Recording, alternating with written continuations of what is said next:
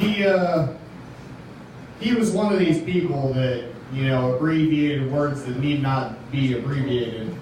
And I was telling him about when I had went to another country back in the day. And he wanted to ask me, had I traveled outside the country since?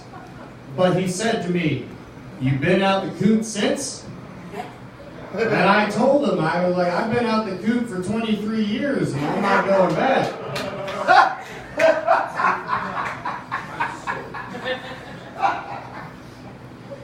So, have you ever thought of like some really controversial issue and then thought of like a completely innocuous situation that like parallels it perfectly? Like, I was at a friend's house one time and he had this squatter. A squatter is somebody who lives at your place but doesn't pay rent. So we're there, and I'm like, "Hey, I'm pretty thirsty." And before that sentence is ended, before, you know, my voice reaches the far wall, the squatter is like, "What can I get you?" I'm like, "Okay." Squatter acting like the host, like trying to anticipate my needs. But I was like, "Oh, what you got?" And he says, "Oh, you want some water?" And I was like, "I'd love some water." And he's like, "You want ice in it?" I was like, "Of course I want ice in it. Like, if I have the option, of course I'm going to get ice in it." And that's when I realized it's just like abortion. Wow. Are you pro-warm or pro-choice? Does life begin at the faucet or the ice tray? Faucet. Maybe at some point in my life I will be ready for warm water, but I am not currently in the right financial, emotional, mental, and spiritual state to handle warm water. Maybe someday, but not now. I need ice right now. Cold water. Y'all ever heard them commercials or seen them commercials on daytime television?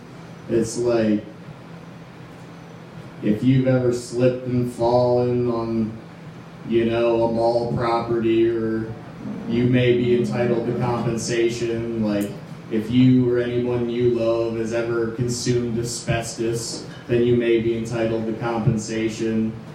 Like if you or anyone you love has ever been sneezed upon by somebody of questionable moral fiber, then you need to call our number and get our representation. If you or anyone you love has ever been involved in an accident, passed on from the pain and despair of this life into the all-encompassing peace of the afterlife, only to be wrenched back into your body by the tireless efforts of medical personnel, then you may be entitled to compensation.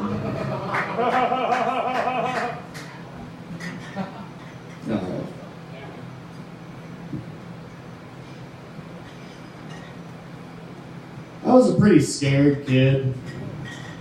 I didn't realize at first what made me so paranoid. You know, I always thought I was going to get abducted. You know, I thought every kid felt that way. I thought, you know, all the talented and athletic kids were like lying in bed awake at night. No, it was just me. Like, I remember we had a presentation back in grade school for the stranger danger and whatever, and the cop came up and he said, "Y'all are young and carefree, so I bet none of you lie awake at night wondering if you're going to wake up somewhere else." And my ears perked up and I looked left and I looked right, and nobody else was looking around. Like, nobody else was raising their hand. Like, I was the only paranoid kid.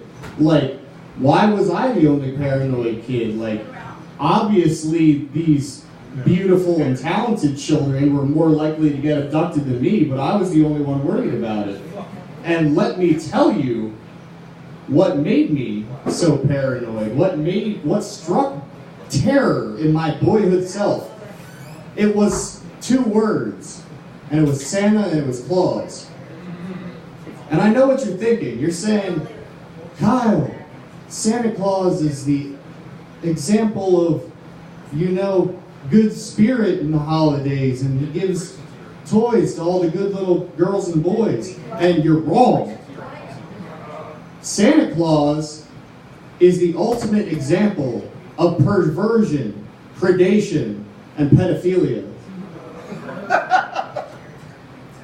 Let me tell you why. Santa Claus sees you when you're sleeping, and he knows when you're awake. Now let me tell you, in my experience, only the most personal of moments happen in one of these two times. So, he sees you when you're sleeping, he knows when you're awake. The fat bastard covers all his bases in one fucking verse. And, it gets worse. Because I'd be in the bathroom, I'd be dropping a deuce, and, I'd just be thinking about where Santa Claus was looking into his little seeing stone in the corner of the room, watching me drop a deuce. And, I'd be taking a shower, I'd be covering my willy, trying to keep Santa from looking at my genitalia. And, what if, some kid had my fears? He was also thinking that Santa was looking in upon him. But, he took too many vitamins when he was growing up, so he hit puberty early at 8. And, starts diddling himself when he still believes in Santa Claus. And then he realizes, to his dismay, that Santa is watching because he is awake.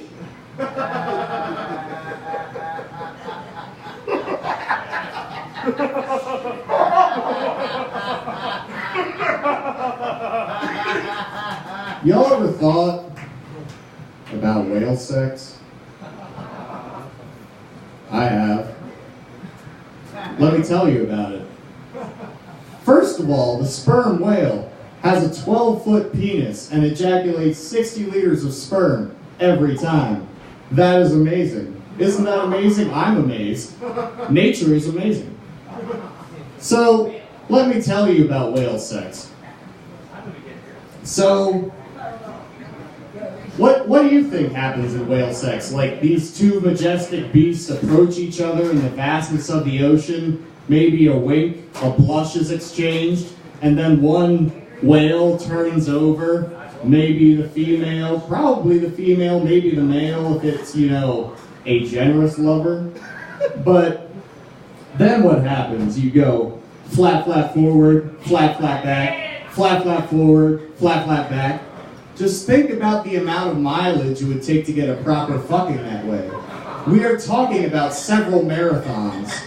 But that is not how whales have sex. Let me tell you how whales have sex. Doggy style. Good guess.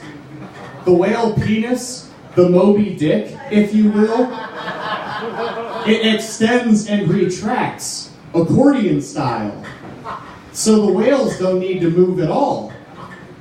Let me say again, nature is amazing. Life finds a way, my friends.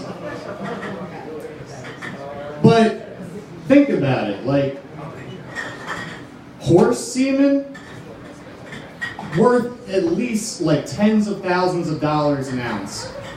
So,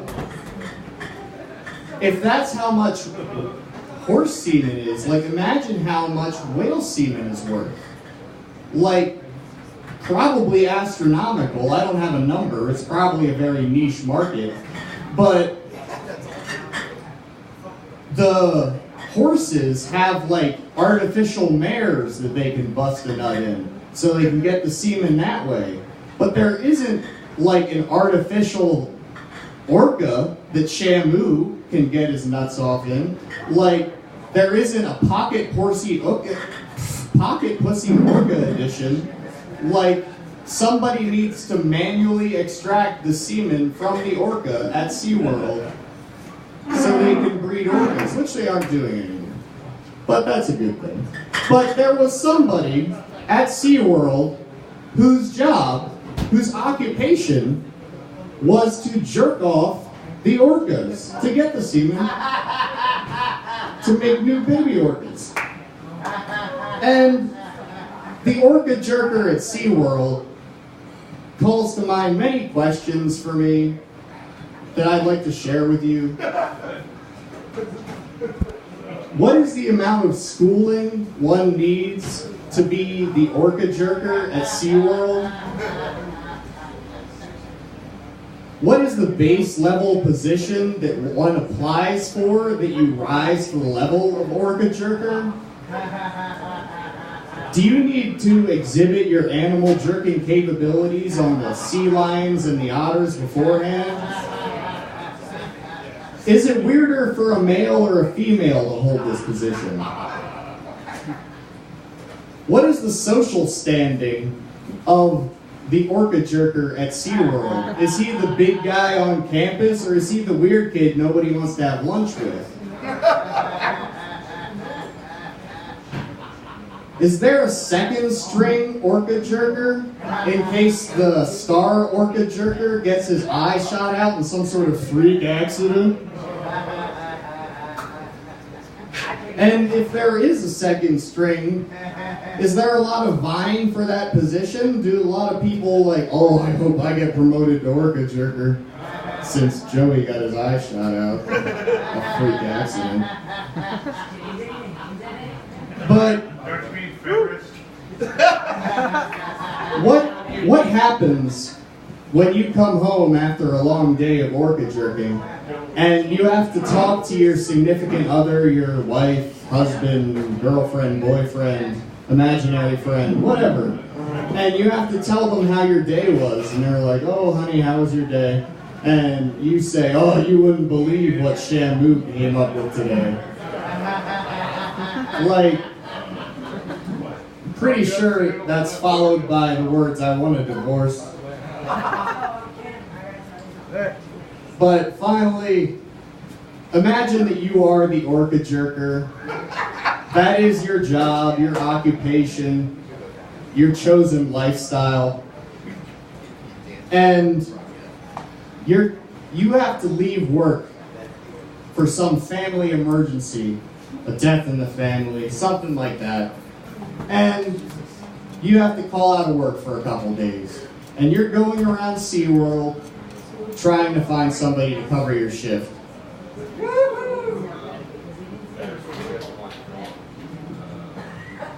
That's it, people.